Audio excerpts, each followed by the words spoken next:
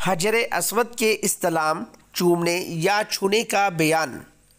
عبداللہ بن عباس رضی اللہ تعالی عنہ کہتے ہیں کہ رسول اللہ صلی اللہ علیہ وآلہ وسلم نے فرمایا، یہ پتھر قیامت کے دن آئے گا، اس کی 2 آنکھیں ہوں گی جن سے وہ دیکھ رہا ہوگا، ایک زبان ہوگی جس سے وہ بول رہا ہوگا، اور گواہی دے گا اس شخص کے حق میں جس نے حق کے ساتھ اسے چھوا ہوا ہوگا۔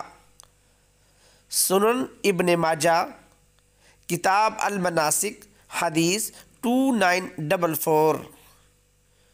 یعنی ایمان کے ساتھ اس سے وہ مشرک نکل گئے جنہوں نے شرک کی حالت میں حجر اسود کو چوما، ان کے لیے اس کا چومنا کچھ مفید نہ ہوگا، اس لیے کہ کفر کے ساتھ کوئی بھی عبادت نفع بخش اور مفید نہیں ہوتی۔